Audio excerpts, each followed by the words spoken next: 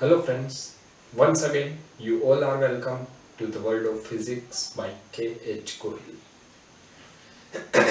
આજના લેક્ચરની અંદર આપણે બળના બે પ્રકાર વિશેની વાત કરવાના છીએ.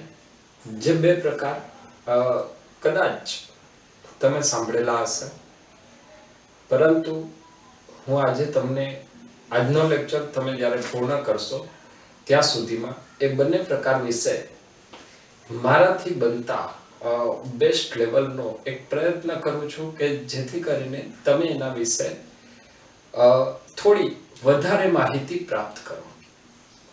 તો આજના લેક્ચરની અંદર આપણે વાત કરવાના છીએ બળની, જેની અંદર બે ભાગ પાડવામાં આવે છે. એ છે સંરક્ષી બળ અને અસંરક્ષી બળ. તો આજનો આપણો લેક્ચર આખો જે લેક્ચર છે એ કેના ઉપર રહેશે? સંરક્ષી બળ અને અસંરક્ષી બળ. સૌથી પહેલા વાત કરીએ સંરક્ષી બળ કોને કહેવાય.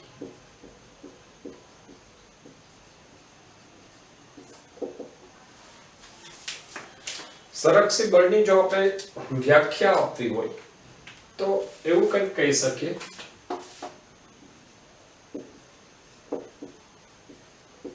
એવું બળ કે જેના દ્વારા થતું કાર્ય. એક એવા બળની વાત કરવી છે કે જે બળ દ્વારા કાર્ય થાય તો એ કાર્ય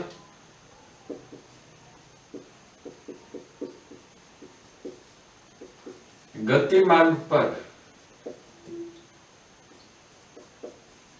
આધારિત ન હોય.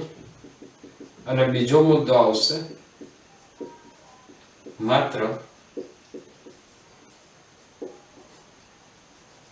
પ્રારંભિક અને અંતિમ સ્થાન પર જ આધારિત હોય એવું બળ કે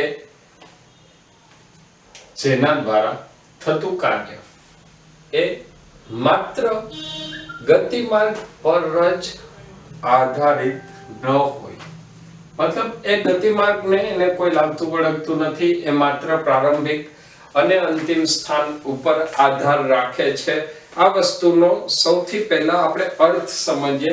દાખલા તરીકે હું એક એવી સ્થિતિની વાત કરું કે કોઈ એક પદાર્થ છે, એ પદાર્થને કોઈ એક બળની અસર હેઠળ A થી B સુધી ગતિ કરાવવાનો છે.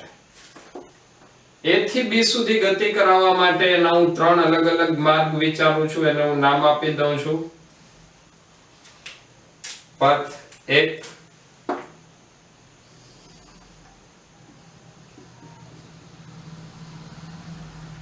બે અને 3. ત્રણ અલગ અલગ માર્ગેથી A થી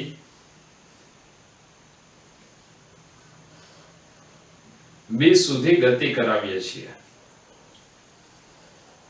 તો ત્રણ અલગ અલગ માર્ગેથી A થી B સુધી ગતિ કરાવવા માટે અહીંયા તમે જોઈ શકશો કે બીજા ગતિપથમાં સ્થાનાંતર, બીજા ગતિપથમાં પથ લંબાઈ સૌથી ઓછી છે, ત્રીજા ગતિપથમાં પથ લંબાઈ સૌથી વધારે છે. આમ છતાં પણ એ ગતિમાર્ગ પર આધાર રાખતું નથી. આનો મતલબ કે માત્ર પ્રારંભિક અને અંતિમ સ્થાન ઉપર આધાર રાખે છે. તો શરૂઆત ક્યાંથી કરી? A થી ક્યાં સુધી? B સુધી. તો ત્રણે ત્રણ સ્થિતિની અંદર થતા કાર્ય જો અનુક્રમે W1, W2 અને W3 હોય તો આ ત્રણે ત્રણ કાર્ય કે જેમાં ગતિમાર્ગ અલગ અલગ છે પરંતુ પ્રારંભિક અને અંતિમ સ્થાન સમાન છે. અને જો આ સ્થિતિની અંદર આ ત્રણેય કાર્ય સમાન મળે તો આ જે બળ વડે કાર્ય થયું છે એવા બળને સંરક્ષી બળ કહેવાય. તો સંરક્ષી બળ માટે ફરીથી રિપીટ કરું છું. આપણે બે મુદ્દાઓ ધ્યાનમાં રાખીશું. એવું બળ કે જેના દ્વારા થતું કાર્ય કેવું હોવું જોઈએ? ગતિમાર્ગ પર આધારિત ન હોવું જોઈએ. અને કેના ઉપર આધાર રાખશે? માત્ર પ્રારંભિક અને અંતિમ સ્થાન પર આધાર રાખતું હોય. હવે આવા સંરક્ષી બળો કયા કયા છે તો એના આપણે થોડા એવા ઉદાહરણ લઈએ જે બળો આપણે ભણી ગયા છીએ અથવા અત્યારે તમે ભણવાના છો અને આગળના ધોરણમાં પણ આગળના ચેપ્ટરની અંદર પણ ભણશો. એની અંદર સૌથી પહેલું આવશે ગુરુત્વાકર્ષણ બળ.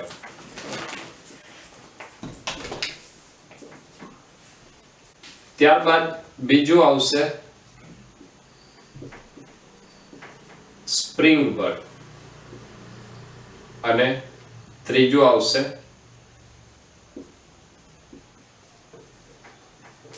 સ્થિત વિદ્યુત બળ અથવા વિદ્યુતીય બળ. ત્રીજું આવશે સ્થિત વિદ્યુત બળ અથવા જેને આપણે કહીશું વિદ્યુતીય બળ. તો આ ત્રણ સંરક્ષી બળના ત્રણ ઉદાહરણ છે. આની અંદર આપણે અત્યારે જે ચર્ચા કરવાના છીએ મારે તમને જે એક ઉદાહરણ દ્વારા સમજાવવું છે એ ઉદાહરણ અહીંયા હું માત્ર એક જ બળનું લઉં છું અને એ છે ગુરુત્વાકર્ષી બળ. આપણે ગુરુત્વાકર્ષણ બળ વિશે થોડા ઘણી વાતો કરી ગયા છીએ. ઘણી બધી વાતો 11મા ધોરણની અંદર જ આપણે હજી પણ કરવાના છીએ. સ્પ્રિંગ બળ આપણે ધીમે ધીમે આગળ ઉપર જોવાના છીએ અને વિદ્યુતીય બળ એ ધોરણ 12 માં અભ્યાસ કરવાનો છે. તો અત્યારે હું આ એક જ બળના ઉદાહરણ દ્વારા તમને સંરક્ષી બળ શું છે એનો થોડો વધારે લોજિક એનું ક્લિયર કરીશ. દાખલા તરીકે કોઈ એક પદાર્થને બિંદુ A થી લઈ અને બિંદુ B સુધી ગતિ કરાવવાની છે. બિંદુ A થી લઈ અને B સુધી ગતિ કરાવવાની છે અને આ ગતિ માટે આપણે બે માર્ગ વિચારીએ છીએ. એક માર્ગ A થી C અને C થી B પ્રથમ માર્ગ અને ત્યારબાદ બીજો માર્ગ આપણે વિચારીએ છીએ A થી B સુધીનો. તો A થી B સુધીનું જે અંતર છે એને હું કહી દઉં છું L જેટલું અને આ જે બંને બાજુઓ છે જે ત્રિકોણની બાજુઓ આપણને દેખાય છે એનો હું કોણ કહી દઉં છું થીટા જેટલું. તો હવે આના ઉપરથી આપણે વિચારીએ કે આ બળ જો સંરક્ષી બળ હોય, આપણે અહીંયા વાત કરી ગુરુત્વાકર્ષણ બળ, સ્પ્રિંગ બળ અને વિદ્યુતીય બળ સંરક્ષી બળો છે. એની પહેલા આપણે એ પણ વાત કરી કે જો સંરક્ષી બળો હોય તો એ સંરક્ષી બળ દ્વારા થતું કાર્ય ગતિમાર્ગ પર આધારિત ન હોય, માત્ર પ્રારંભિક અને અંતિમ સ્થાન ઉપર જ આધારિત હોય. આનો મતલબ કે જો કોઈ એક પદાર્થને A થી B સુધી સીધો લઈ જઈએ અથવા A થી C ઉપર અને C થી B ઉપર લઈ જઈએ તો આ પ્રક્રિયા દરમિયાન આ ગતિ દરમિયાન બંને કિસ્સામાં કાર્ય સમાન થવું જોઈએ. તો હવે આપણે વાત કરીએ એ કાર્ય સમાન છે કે નહીં. તો એના માટે સૌથી પહેલા આપણે ગતિમાર્ગ 1 માટે વિચારીએ. હું આ જે સ્ટ્રેટ પાથ છે ને ગતિમાર્ગ 1 કહી દઉં છું અને A થી C અને C થી B જે છે એને હું કહી દઉં છું ગતિમાર્ગ 2. તો ગતિમાર્ગ 1 માટે થતું કાર્ય, તો કાર્ય માટે આપણી પાસે સૂત્ર છે W = F.S મતલબ બળ ગુણ્યા સ્થાનાંતર. તો અહીંયા આપણે લખશું F.S cos theta. F.S અથવા F.S cos theta, જ્યાં થીટા એ બળ અને સ્થાનાંતર વચ્ચેનો કોણ છે એને હું કહી દઉં છું cos. ચલો અહીંયા હું થીટા લખું છું ને આ કોણને હું નામ આપી દઉં છું આલ્ફા. ક્લિયર? એટલે બંને થીટા એક નથી એ વાત ધ્યાનમાં રહી. અહીંયા બળ કયું લાગશે તો બળ તમે કહેશો કે બળ લાગશે ગુરુત્વાકર્ષણ બળ m × g. જો પદાર્થનું દળ m હોય, જેને આપણે a થી b સુધી ગતિ કરાવવો છે, એનું દળ m, તો ગુરુત્વાકર્ષણ બળ કેટલું લાગશે? mg જેટલું. ત્યારબાદ એનું સ્થાનાંતર, તો a થી b સુધીનું સ્થાનાંતર કેટલું છે? l જેટલું. અને બળ અને સ્થાનાંતર વચ્ચેનો કોણ, તો અહીંયા બળ કઈ તરફ લાગે છે? નીચે તરફ. આ દિશામાં બળ લાગે છે, ગુરુત્વીય બળ, અને આ દિશામાં એનું સ્થાનાંતર થાય, તો એની વચ્ચેનો કોણ કેટલો? cos 90 plus alpha. ને cos 90 પ્લસ આલ્ફા ની જો આપણે વાત કરીએ તો એ આવશે માઈનસ sin આલ્ફા. તો અહીંયા આપણને પેલું કાર્ય મળશે, W1 is equal to minus mgl sin alpha. આપણે એક પહેલી રીતે થતું કાર્ય મેળવ્યું. હવે આ જ કાર્યને હું જો બીજા માર્ગ માટે વિચારીશ, તો બીજા માર્ગ માટે હું અહીંયા ફરીથી કાર્ય શોધવું હોય તો એના માટે આપણે શું લખવું પડશે? તો એના માટે આપણે લખશું કાર્ય બરાબર બળ ગુણ્યા સ્થાનાંતર. તો બીજા માર્ગ માટે જો આપણે કાર્ય લખવું હોય તો એમાં મારે બે કાર્યનો સરવાળો કરવો પડે, AC પ્લસ CB. આની અંદર AC માટે જ્યારે તમે A થી C તરફ ગતિ કરાવો છો ત્યારે ગુરુત્વાકર્ષણ બળ અને સ્થાનાંતર વચ્ચેનો કોણ 90 ડિગ્રી છે. cos 90 ની કિંમત 0, એનો મતલબ A થી B સુધી જવા માટે કરવું પડતું કાર્ય 0 છે. હવે જો C થી B સુધી જવાની વાત આવે તો C થી B સુધી જવા માટે તમારું જે સ્થાનાંતર L હતું એ L ની બદલે તમારે લંબાઈનો આ ઘટક લેવાનો છે અને એ ઘટક આવશે L sin theta. તો હવે અહીંયા બીજું કાર્ય જે આપણે લખશું WCB. તો WCB માટે ગુરુત્વાકર્ષણ બળ કેટલું છે? mg જેટલું. સ્થાનાંતર કેટલું? એ લંબાઈનો ઘટક છે. કયો ઘટક? L sin theta. અને કઈ દિશામાં છે? ગુરુત્વાકર્ષણ બળ નીચે અને સ્થાનાંતર ઉપર, એટલે ત્યાં આવશે into cos 180. cos 180 એટલે -1. તો અહીંયા ફરીથી આપણને મૂલ્ય મળશે mgl sin alpha. ચલો ક્લિયર છે? થીટા ની બદલે હું આલ્ફા લખી નાખું છું. તો આ આપણને બીજું કાર્ય મળ્યું. અહીંયા તમે જોશો તો બંને સ્થિતિની અંદર જે આપણે ગતિપથ સિલેક્ટ કરેલો છે, જે નક્કી કરેલો છે, એ અલગ અલગ છે. આ ગતિપથ અલગ અલગ છે, આમ છતાં પણ થતું કાર્ય A થી શરૂ કર્યું અને B ઉપર પૂર્ણ કર્યું, તો A થી શરૂ કરી અને B સુધી પહોંચવા માટે જે થતું કાર્ય હતું એ થતું કાર્ય બંને કિસ્સામાં સમાન મળે છે, જે દર્શાવે છે કે ગુરુત્વીય બળ એ સંરક્ષી બળ છે. સમીકરણ નંબર 1 અને 2 આ બંને પરથી કહી શકાય કે ગુરુત્વીય બળ અથવા ગુરુત્વાકર્ષણ બળ એ સંરક્ષી બળ છે. ચલો તો આ થોડીક એવી બેઝિક વાતો થઈ જેની અંદર આપણે ગુરુત્વાકર્ષણ બળની વાત કરી અથવા તો સંરક્ષી બળનું એક ઉદાહરણ લીધું કે સંરક્ષી બળ કોને કહેવાય અને એની અંદર કઈ રીતે કાર્ય સમાન થાય. સંરક્ષી બળ માટે હજી એક નવો કન્સેપ્ટ વિચારીએ કે જેની અંદર આપણે એવું કહી શકીએ કે સંરક્ષી બળ શું છે. એના માટે એક વધારાનો કન્સેપ્ટ જોઈએ. તો જ્યારે પણ તમે સંરક્ષી બળની વાત કરશો તો એ સંરક્ષી બળ માટે આપણે જેમ વાત કરી છે એમ કે સંરક્ષી બળ એ માત્ર પ્રારંભિક અને અંતિમ સ્થાન પર જ આધાર રાખે છે.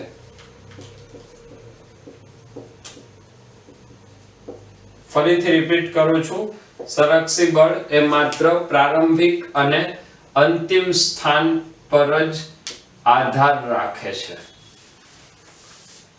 મતલબ ગતિમાર્ગ પર નહીં. જો આ વાતને તમે હજી થોડી આગળ વધારે વિચારશો તો એનો ગતિપથ ગમે એવો હોય એમાં કોઈ પણ જાતનો ફેર પડતો નથી. દાખલા તરીકે હું તમને એવું એક ઉદાહરણ આપું કે કોઈ એક બિંદુ A છે, A થી B સુધી તમે કોઈ એક પદાર્થને લઈ જાઓ છો સંરક્ષિત ક્ષેત્રની અંદર, તો A થી B સુધીનો ગતિમાર્ગ કોઈ પણ હોય તેમાં થતું કાર્ય સમાન મળશે. પછી એને તમે સુરેખ માર્ગે લઈ જાઓ કે અન્ય કોઈ બીજા માર્ગે લઈ જાઓ, બંનેમાં થતું કાર્ય કેવું મળશે? સમાન મળશે. આ વાત આપણે ઓલરેડી કરી લીધી છે. પરંતુ હવે જો હું એવી સ્થિતિનો વિચાર કરું કે મારે એક પદાર્થને A થી B પર લઈ જઈ અને ફરી પાછો A સુધી લઈ આવવો છે, મતલબ હવે મારે જે કાર્ય જોઈએ છે એ કાર્યની અંદર મારે પદાર્થને A થી B તરફ ગતિ કરાવી અને ફરીથી મારે એને B થી A સુધી લઈ આવવો છે. આનો મતલબ કે પદાર્થની મૂળ સ્થિતિ કઈ? પદાર્થનું પ્રારંભિક સ્થાન કયું? A ઉપર. અને પદાર્થ ફરીથી છેલ્લે ક્યાં આવે છે? મતલબ અંતિમ સ્થાન ક્યાં? A ઉપર. તો આ સ્થિતિમાં પદાર્થના પ્રારંભિક સ્થાન અને અંતિમ સ્થાન બંને સમાન છે. એનો મતલબ એવો થાય કે પદાર્થનું સ્થાનાંતર શૂન્ય છે. જો પદાર્થનું સ્થાનાંતર શૂન્ય હોય તો આના માટે થતું કાર્ય હંમેશા શૂન્ય થાય. સ્થાનાંતર શૂન્ય તો થતું કાર્ય હંમેશા શૂન્ય થાય. કેના માટે? સંરક્ષી બળના કિસ્સામાં. સ્થાનાંતર 0 તો થતું કાર્ય શૂન્ય. એ કેના માટે લાગુ પડશે? માત્ર સંરક્ષી બળ માટે જ લાગુ પડશે. મતલબ આને એવી રીતે પણ વિચારી શકાય કે સંરક્ષી બળ માટે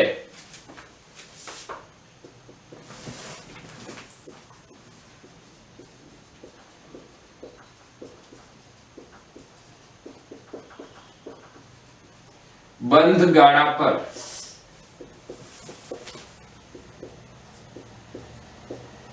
થતું કાર્ય હંમેશા શૂન્ય જ હોય. સંરક્ષી બળ માટે બંધ ગાળા પર થતું કાર્ય હંમેશા શૂન્ય જ હોય. આનો મતલબ એવો થાય કે ફરીથી એક આપણા મગજમાં નવો પ્રશ્ન આવે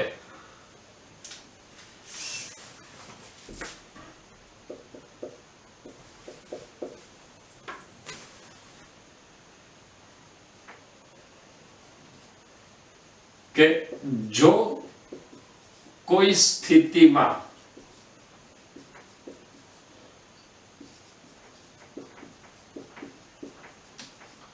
સ્થાનાંતર શૂન્ય હોય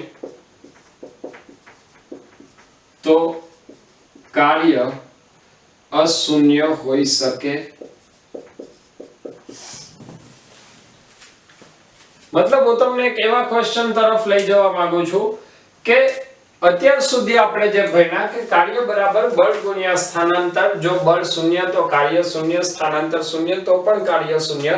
હવે હું તમને ફરીથી એ જ વાત યાદ કરાવીને એક નવો ક્વેશ્ચન પૂછું છું અને એ ક્વેશ્ચન એ છે કે જો કોઈ સ્થિતિમાં સ્થાનાંતર શૂન્ય હોય તો કાર્ય અશૂન્ય હોઈ શકે કે નહીં? જો તમારે આ ક્વેશ્ચનનો જવાબ આપવો હોય તો આ ક્વેશ્ચનનો જવાબ આવશે કાર્ય અશૂન્ય હોઈ શકે. એનો જવાબ આવશે હા. અને આ કાર્ય અશૂન્ય ક્યારે હોય? તો એના માટે તમારે સમજાવવું પડશે અસંરક્ષી બળ માટે આ વિધાન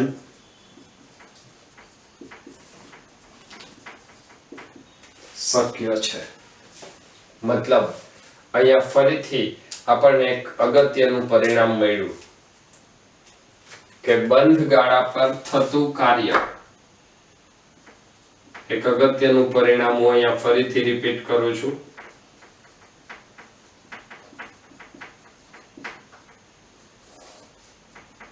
બે બળોને લીધે બંધ ગાળા ઉપર થતા કાર્યની વાત આવે. એક આવશે સંરક્ષી બળ અને બીજું આવશે અસંરક્ષી બળ.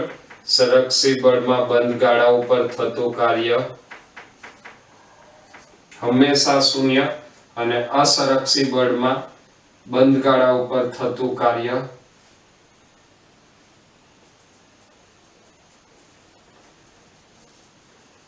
હંમેશા અશૂન્ય હોય.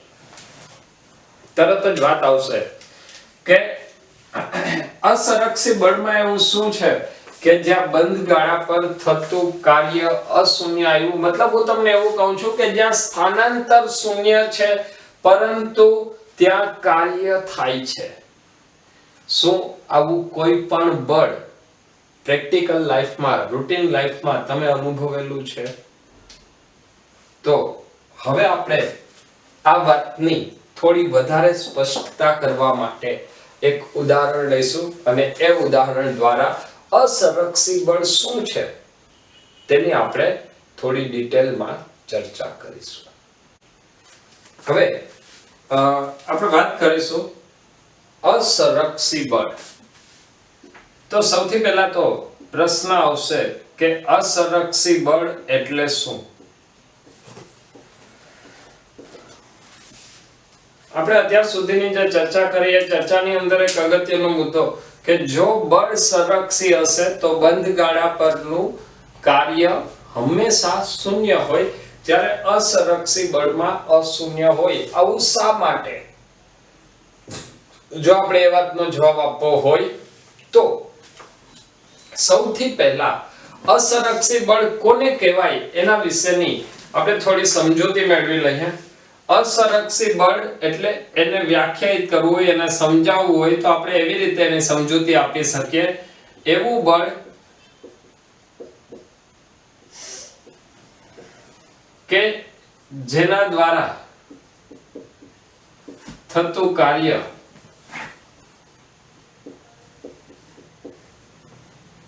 માર્ગ પર આધારિત છે, માત્ર પ્રારંભિક અને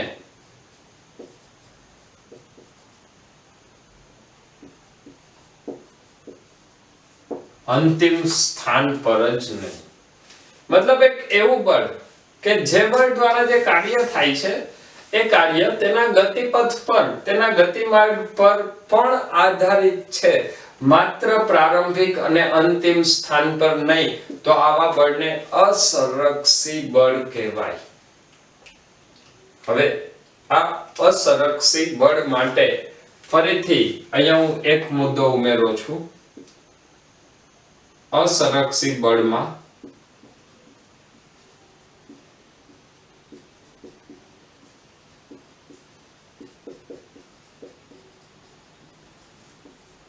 બંધ ગાળા પરનું કાર્ય કેવું આવશે? અશૂન્ય હોય. અસંરક્ષી બળમાં બંધ ગાળા પરનું કાર્ય અશૂન્ય હોય. હવે આપણે વાત કરીએ કે આનો અર્થ શું થાય. શા માટે અસંરક્ષી બળમાં બંધ ગાળા પરનું કાર્ય અશૂન્ય હોય અથવા આ વાત કંઈક મગજમાં ઉતરતી નથી. ચલો એક કામ કરીએ, આ વાતને વધારે ક્લિયર કરવા માટે હું અહીંયા તમને એક ઉદાહરણ આપું છું. એ ઉદાહરણ દ્વારા પહેલા આપણે સમજીએ કે ગતિમાર્ગ ઉપર આધાર રાખવું એટલે શું, અથવા તો ક્યારે ગતિમાર્ગ ઉપર આધાર રાખે. હવે હું તમને એક સિમ્પલ એવું ઉદાહરણ આપું છું. દાખલા તરીકે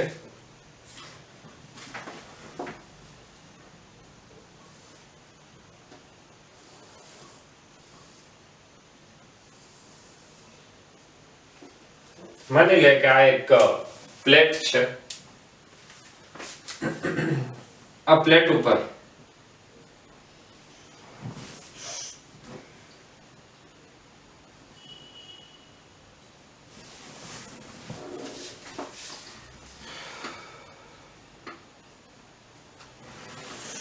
એક પદાર્થ રાખેલો છે, આ પદાર્થને પોતાની મૂળ જગ્યાએથી બીજી જગ્યાએ લઈ જવો છે. દાખલા તરીકે અહીંયા હું બિંદુ A કહું છું અને અહીંયા બિંદુ B કહું છું. તો પદાર્થને A થી B સુધી લઈ જવો છે. હવે આ સપાટી જે છે એ સપાટી સંપૂર્ણ લીસી નથી, મતલબ ત્યાં કંઈક ખરબચડી સપાટી છે અને જો ખરબચડી સપાટી હોય તો ત્યાં કોઈ પ્રકારનું ઘર્ષણ બળ હોય. આનો મતલબ કે હવે જ્યારે તમે પદાર્થને A થી B સુધી લઈ જાઓ છો ત્યાં સુધીમાં કંઈક કાર્ય ઘર્ષણ બળ દ્વારા પણ થશે. મતલબ હવે અહીંયા આપણે એ કાર્યની વાત કરવાના છીએ કે જે કાર્ય ઘર્ષણ બળ દ્વારા થાય છે. માની લે કે A થી B નું સ્થાનાંતર કેટલું છે? S જેટલું.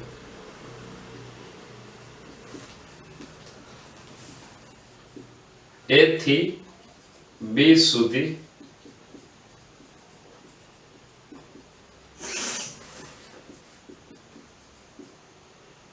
ઘર્ષણ બળ વડે થતું કાર્ય W1 કહીએ તો W1 માટે આપણે શું લખશું? બળ ગુણ્યા સ્થાનાંતર. બળ કઈ દિશામાં? A થી B એટલે ધન x દિશામાં. અચ્છા, સ્થાનાંતર કઈ તરફ? A થી B તરફ. બળ કઈ દિશામાં લાગ્યું? A થી B તરફ. પણ એની સાથે ઘર્ષણ બળ કઈ દિશામાં લાગ્યું? તો જો પદાર્થ A થી B તરફ સ્થાનાંતર કરતો હોય તો ઘર્ષણ બળ કઈ દિશામાં આવશે? વિરુદ્ધ દિશામાં. મતલબ જો હું આ દિશાને ધન લઉં તો ઘર્ષણ બળ ઋણ દિશામાં અને સ્થાનાંતર ધન દિશામાં. એટલે અહીંયા જવાબ શું આવશે? -F × S. હવે જો હું આ જ વાતને ફરીથી આગળ વધારું કે માની લઈએ કે આ પદાર્થને મારે ફરી પાછો A ઉપરથી B ઉપર અને B થી A સુધી જો લઈ જવો હોય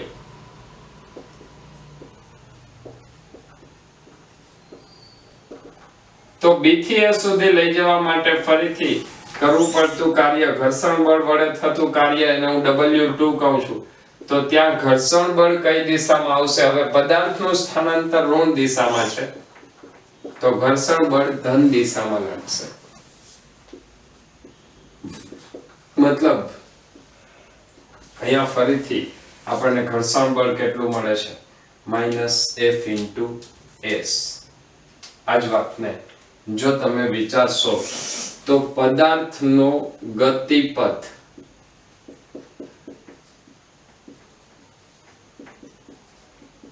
ક્યાંથી ક્યાં સુધીનો? A B A. પદાર્થનો ગતિપથ A થી લઈ B સુધી અને B થી લઈ ફરીથી A સુધીનો છે. આનો મતલબ આ સમગ્ર ગતિપથમાં પદાર્થનું સ્થાનાંતર કેટલું? 0. પદાર્થનું સ્થાનાંતર 0. પરંતુ જો તમે થતું કુલ કાર્ય ચેક કરશો તો એ આવશે W1 + W2 -Fs -Fs -2Fs, જે દર્શાવે છે કે આ કાર્ય 0 નથી. આ કાર્ય 0 નથી મતલબ છે તો બંધ ગાળો, પરંતુ એ બંધ ગાળામાં પણ કાર્ય 0 નથી. તો આના ઉપરથી આપણે હવે એ પરિણામ લઈ શકીએ કે ઘર્ષણ બળ એ કેવું બળ આવશે? અસંરક્ષી બળ આવશે.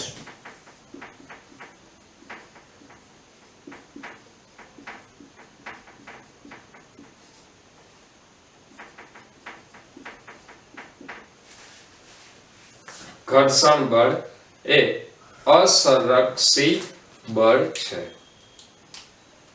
હવે ફરીથી આપણે એક વાતને આગળ વધારીએ કે અસંરક્ષી બળ એ માત્ર પ્રારંભિક અને અંતિમ સ્થાન પર આધાર રાખતું નથી. મતલબ પ્રારંભિક ને અંતિમ સ્થાન ઉપર તો આધાર રાખે જ છે, એની સાથે સાથે એના ગતિમાર્ગ પર પણ આધાર રાખે છે. દાખલા તરીકે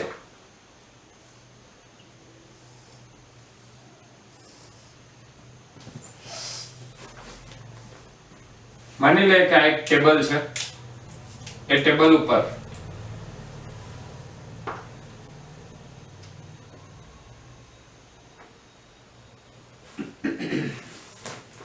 કોઈ એક પદાર્થને A થી B સુધી ગતિ કરાવવાની છે. તો જે પદાર્થને A થી B સુધી ગતિ કરાવવાની છે તે માટે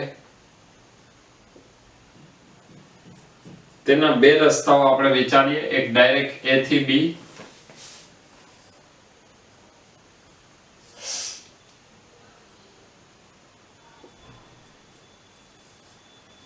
અને બીજો ગતિ માર્ગ આવશે A થી B. આ બંનેની અંદર તમે જોશો તો બંનેનું સ્થાનાંતર અલગ અલગ છે, અથવા સ્થાનાંતર નહીં પણ એક્ઝેક્ટ શબ્દ આવશે પથ લંબાઈ. તો બંનેની પથ લંબાઈ અલગ અલગ છે, એનો મતલબ કે ઘર્ષણ બળ વડે થતું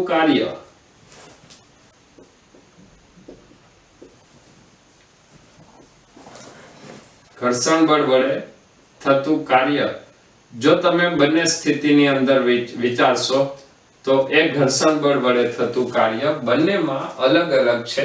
ફરીથી જે દર્શાવે છે કે અસરક્ષી બળ માટે થતું કાર્ય એ તેના માર્ગ પર જ આધારિત છે, મતલબ પ્રારંભિક અને અંતિમ સ્થાન પર આધારિત છે. એ એક જ મુદ્દો નહીં, એની અંદર બીજો કયો મુદ્દો આવશે, તેના માર્ગ પર આધારિત છે.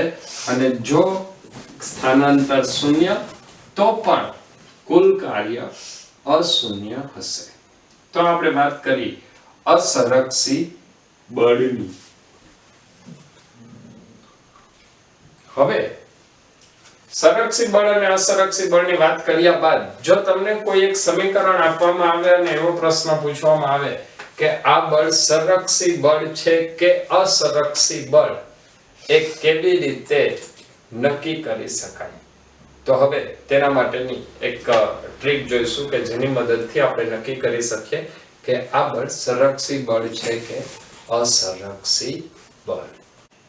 હવે આપણે એ નક્કી કરીએ કે જો તમને કોઈ બળ આપેલું હોય અને તમારે એ જાણવું હોય કે આ બળ સંરક્ષી બળ છે કે નહીં, તો તે કેવી રીતે નક્કી કરી શકાય? તો તેના માટે એક સરળ એવી ટ્રીક છે જે આપણે જોઈ લઈએ.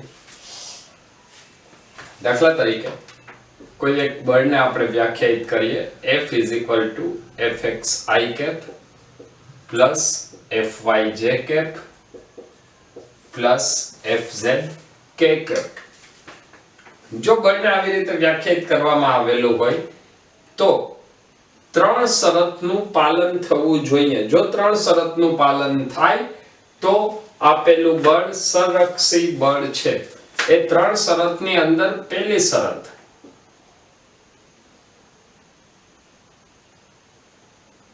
dFx plus by dy is equal to dFy by dx. બીજી શરત આવશે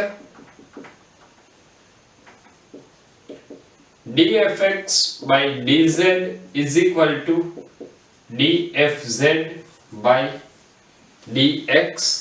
અને ત્રીજી શરત dFy by dz is equal to dFz by dy.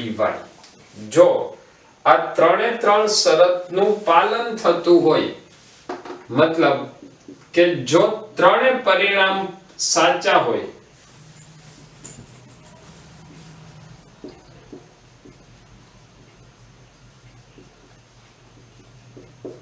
તો આ બળ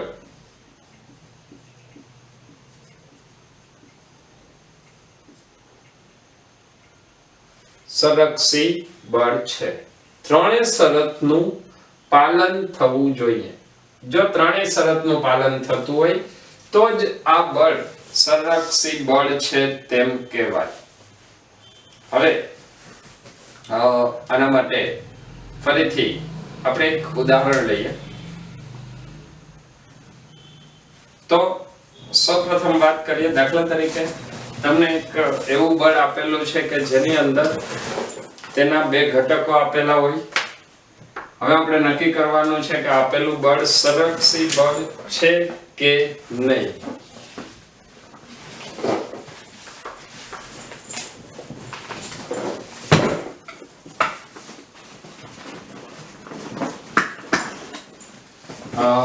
આપેલું બળ F હું એક ઉદાહરણ લઉં છું, 2yi plus 2xj ન્યૂટન એ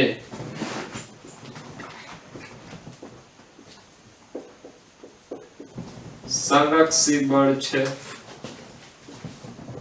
કે અસંરક્ષી બળ.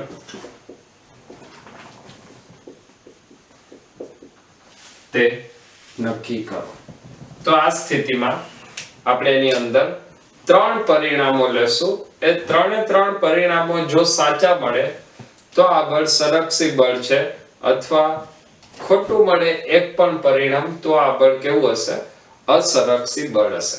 સૌથી પહેલા આપણે વાત કરીએ dfx/dy.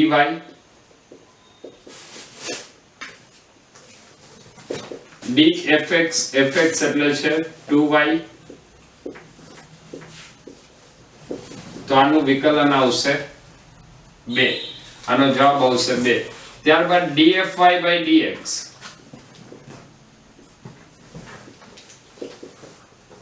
dfy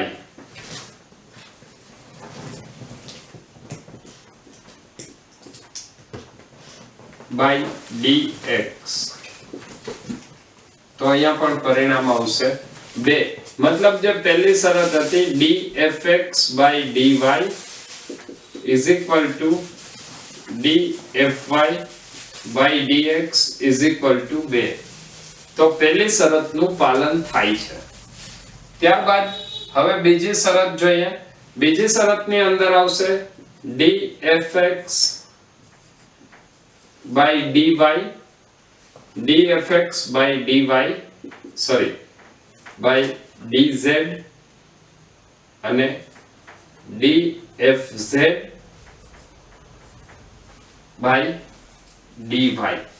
તો dfx/dz d by dz of 2y અને અહીંયા આવશે d by dy of d by dy of fz. fz અહીંયા કેટલું આવશે? 0. તો આ પદ આવશે 2 અને અહીંયા આવશે 0. મતલબ જે બીજી શરત છે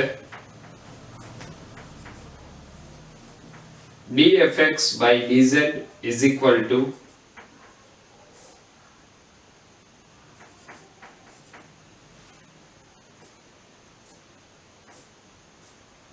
dfz/dy. આ શરતનું પાલન થતું નથી. આ શરતનું પાલન થતું નથી. આનો મતલબ કે અહીંયા એક શરત સાચી છે પરંતુ બીજી શરત ખોટી છે, અને જો ત્રણેય શરતનું પાલન થાય તો જ આ બળ સંરક્ષી બળ કહેવાય. તો આ આપેલું બળ કેવું થાય? અસંરક્ષી બળ, સંરક્ષી બળ છે નહીં. હવે આપણે ચેક કરીશું કે કયું બળ સંરક્ષી બળ છે કે નહીં. માની લે કે એક ક્વેશ્ચન લઈએ. દાખલા તરીકે તમને એવું આપેલું છે F is equal to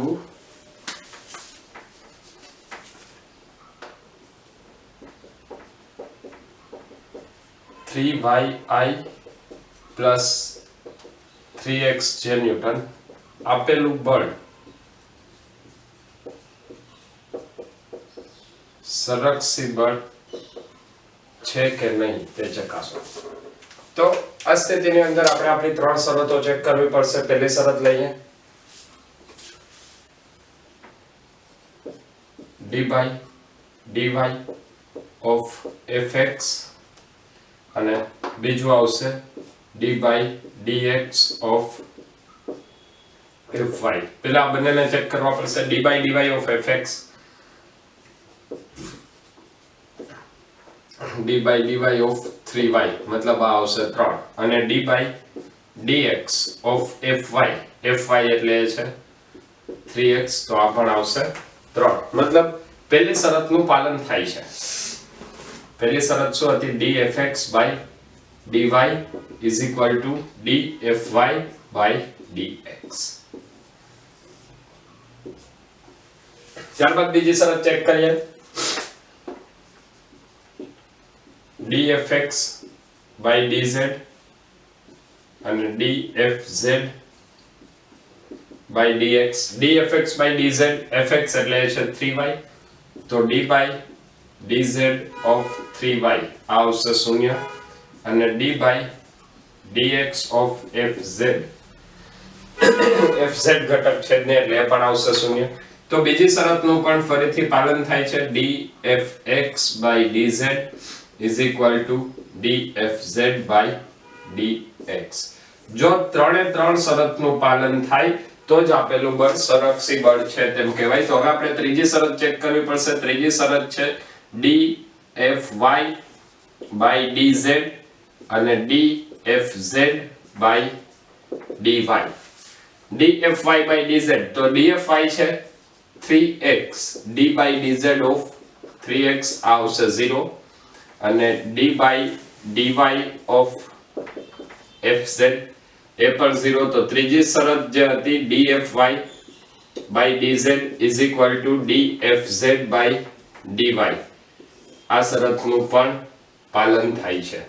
મતલબ આપેલ તમામ શરતનું પાલન થાય છે. તો તેથી આપેલું બળ એ કેવું બળ થશે? શું લખશું? આપેલ બળ એ સંરક્ષી બળ છે. આવી જ રીતે આપણે કોઈ પણ બળ માટે ચેક કરી શકીએ કે આપેલું બળ સંરક્ષી બળ છે કે નહીં. તો આના માટેનું હજી એક ઉદાહરણ લઈએ જેની મદદથી આપણે ફરીથી ચેક કરશું કે આપેલું બળ સંરક્ષી બળ છે કે નહીં. ફરી એક વખત સાબિત કરીએ કે બળ સંરક્ષી બળ છે કે નહીં. દાખલા તરીકે એક બળ આપેલું છે F is equal to 3xi plus 4yj. F is equal to 3xi plus 4yj.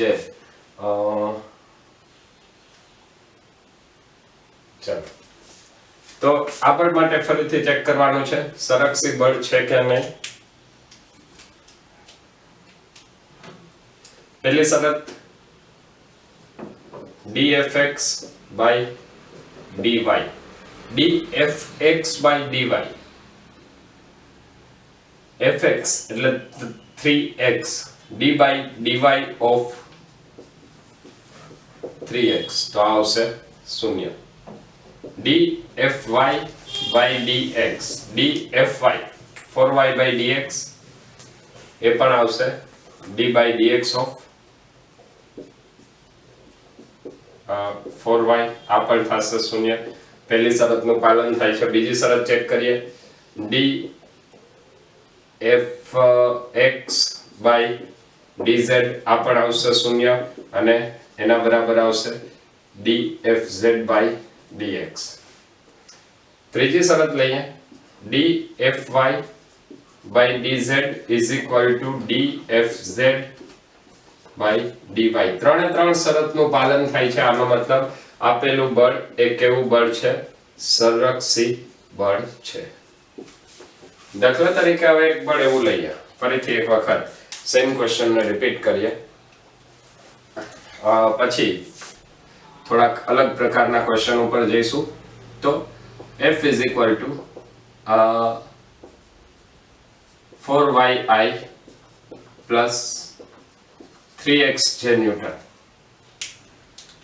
તો સૌથી પહેલા પ્રથમ શરત ચેક કરશું. d by dx of fy, d by dx of fy એટલે એ આવશે 3x, તો આ આવશે 3 અને d by dy of fx d by dy of fx છે 4y આ આવશે 4 અહીંયા પ્રથમ શરતનું પાલન થતું નથી d by dx of fy is not equal to d by dy of fx તેથી આપેલું બળ એ કેવું બળ છે અસંરક્ષી બળ છે મતલબ આપણે જે ત્રણ શરતનું વાત કરેલી હતી એ ત્રણેય શરતના વાત ઉપરથી આપેલું બળ સંરક્ષી બળ છે કે અસંરક્ષી બળ છે તેની આપણે ચર્ચા કરી શકીએ હવે ફરીથી સંરક્ષી બળ અને અસંરક્ષી બળ માટે કેટલાક એક બે ક્વેશ્ચન જોઈ અને આજનો આ નાનકડો લેક્ચર અહીં પૂર્ણ કરીશું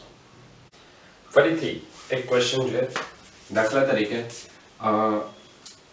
તમને એવું ક્વેશ્ચન ની અંદર આપેલું છે કે એક પદાર્થ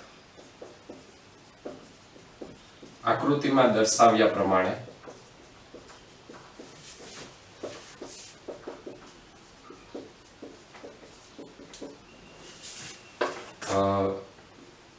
બળ F is equal to 2I plus 3Y જેની અસર હેઠળ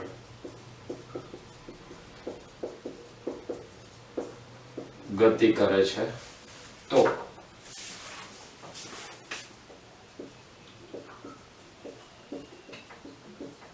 આ બળ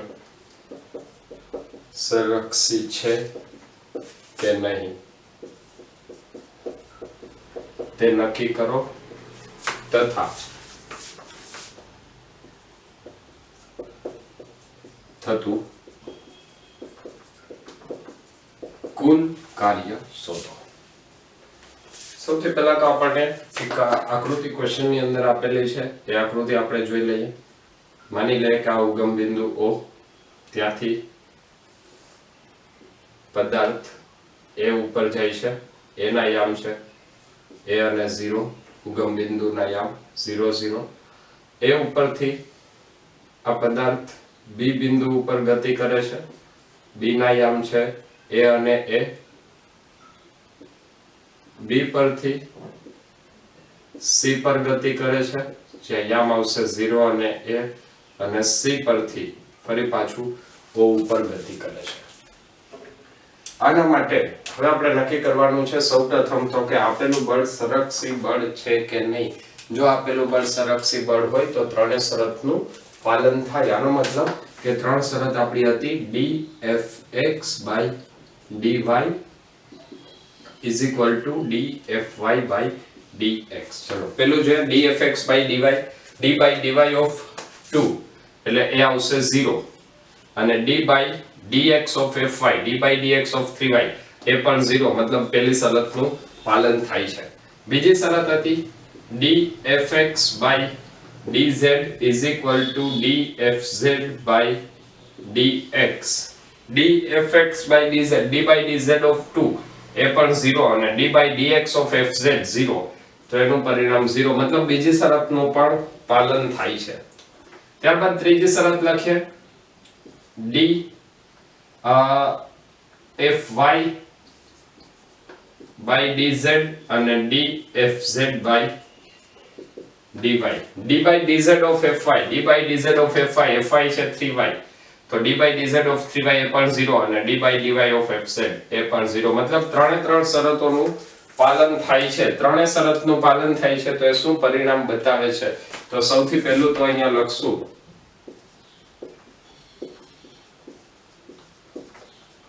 આપેલ બળ એ કેવું છે સંરક્ષી બળ છે આપેલું બળ એ સંરક્ષી બળ છે અને બીજી વાત આની અંદર હજી આપણે એ એડ કરી શકીએ કે સંરક્ષી બળ માટે અહીંયા આપણે કુલ કાર્ય શોધવાનું છે તો કુલ કાર્ય શું લખશો O થી A નું કાર્ય વત્તા A થી B નું કાર્ય B થી C નું કાર્ય અને C થી O નું કાર્ય આવા ચાર કાર્યનો તમે સરવાળો કરી નાખો એટલે તમને કુલ બળ મળશે હવે સંરક્ષી બળની જો વાત કરીએ તો સંરક્ષી બળ માટે બંધ ગાળા પર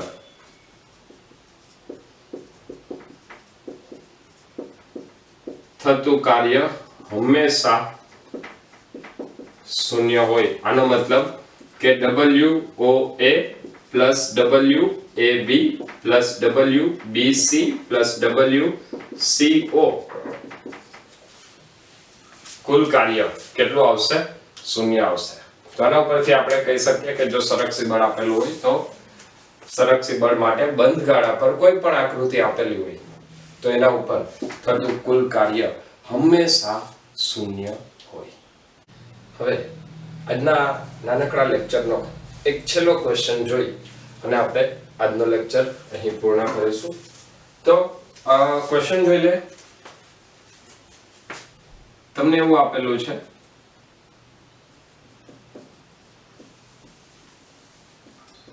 કોઈ પદાર્થ પર બળ F is equal to 2x square I plus 3y square j newton લાગે છે, જેના પરિણામે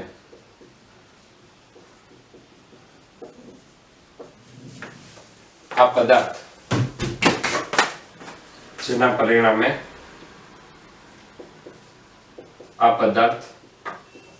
આકૃતિમાં દર્શાવ્યા પ્રમાણે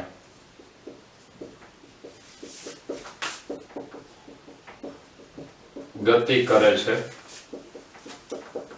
તો સૌથી પહેલા આની અંદર આકૃતિ આપી દઉં છું. A B પેલો ગતિમાર્ગ સુરેખ છે અને બીજો ગતિમાર્ગ અર્ધવર્તુળાકાર છે. તો આના માટે તમારે શોધવાનું છે.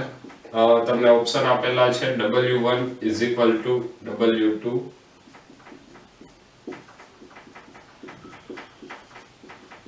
W1 does not equal to W2. Okay, W1 is greater than W2, W1 is less than W2.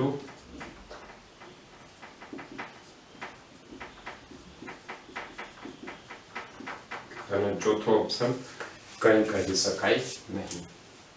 યોગ્ય ઓપ્શન તમારે સિલેક્ટ કરવાનો છે. 4 ઓપ્શન તમને આપેલા છે. હવે આની અંદર સૌથી પહેલા તો આપણે ચેક કરવું પડશે કે A થી B સુધી લઈ જવા માટે કેટલું કાર્ય કરવું પડે. કાર્ય કરવા માટે ફરીથી આપણે શરતની વાત કરશું. dfx by dy, dfx by dy, d by dy of 2x square is 0 અને dfy by dx, dfy એટલે 3y square by dx એ પણ 0. તો આ પહેલી શરતનું પાલન થાય છે.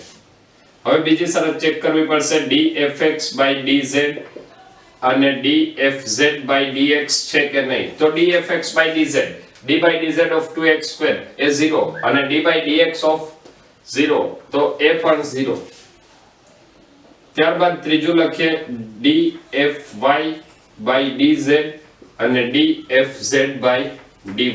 તો d by dz of fy 3y square એનું વિકલન z સાપેક્ષે 0 અને z માં કોઈ પણ નથી તો એનું પરિણામ 0. મતલબ અહીંયા ત્રણે ત્રણ શરતનું પાલન થાય છે. ત્રણે શરતનું પાલન થાય છે. તો આ શું દર્શાવે છે? આપેલ બળ કેવું છે? સંરક્ષી બળ છે. આપેલું બળ એ સંરક્ષી બળ છે. અને સંરક્ષી બળ માટે હજી એક શરત આપણે યાદ કરીએ તો સંરક્ષી બળમાં સંરક્ષી બળ દ્વારા થતું કાર્ય